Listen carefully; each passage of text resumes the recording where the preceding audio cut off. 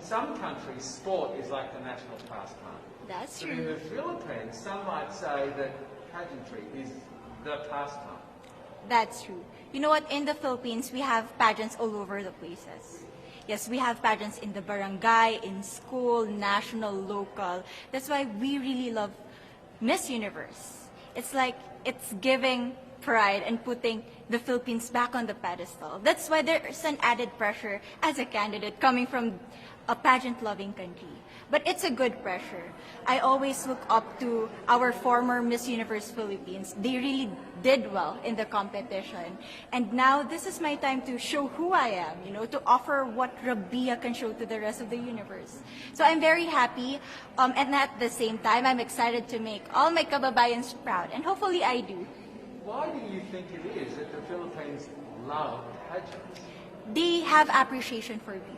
We do love pageant because we used to think that we wanted to be included in the world, you know. I have to be honest, in the Philippines, my skin color used to be not the standard of beauty. I was obsessed whitening my skin because these are the kinds of beauty queen we see on the mainstream. But things were different now. That's why I'm very proud to be a morena. In the Philippines, we call it morena. It's brown skin girl. And to be able to represent, you know, my color, my identity as a true Filipina.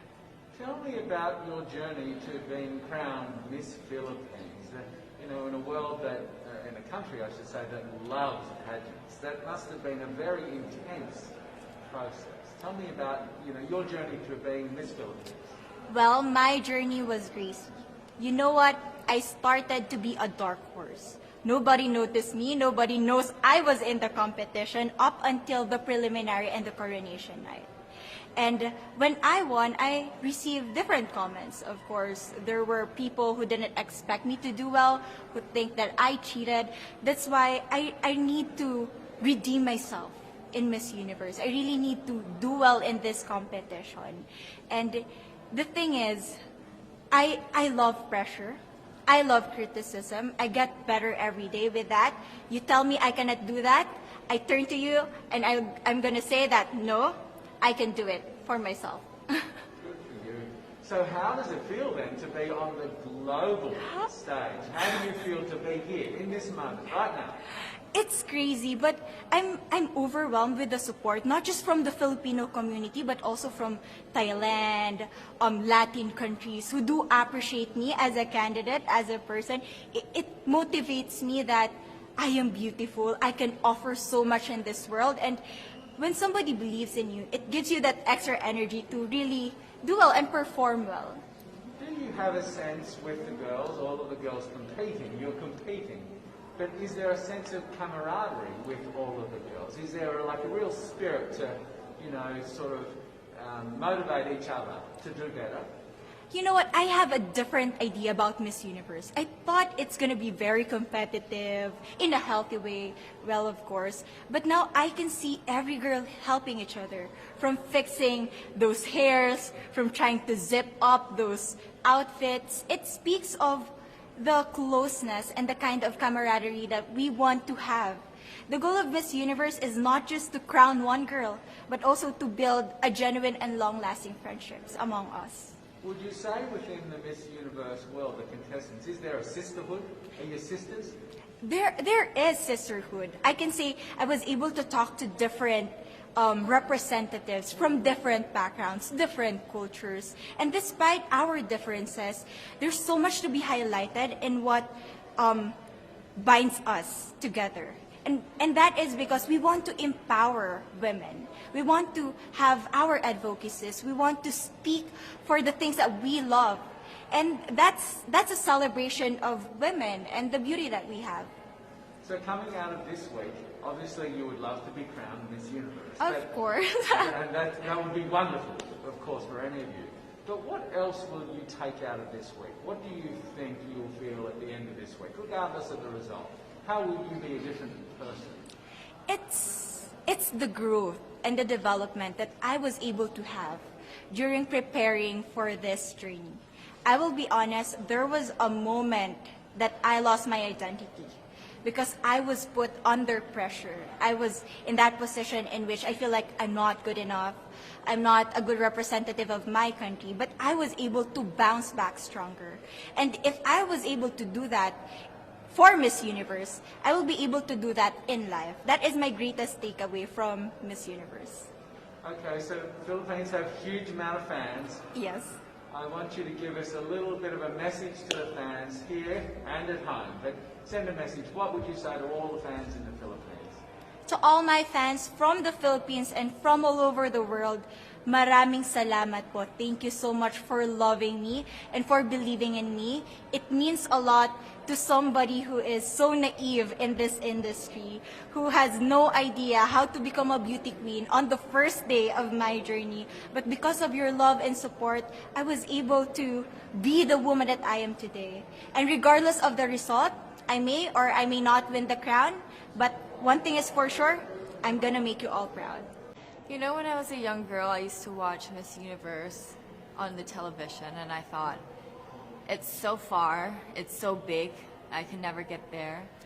But to actually be here right now, knowing that in just a couple of days I'll be on that stage, whew, I'm just so incredibly happy, and to be representing for my home country, Thailand.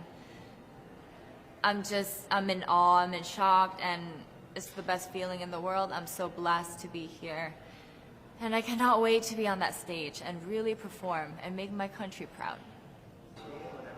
Well, first of all, congratulations. How does it feel to be here? Thank you. It feels amazing. I cannot believe that I'm here. You know, with the COVID situation, I'm so glad that we're all here and that there's so many girls that are able to be a part of this competition.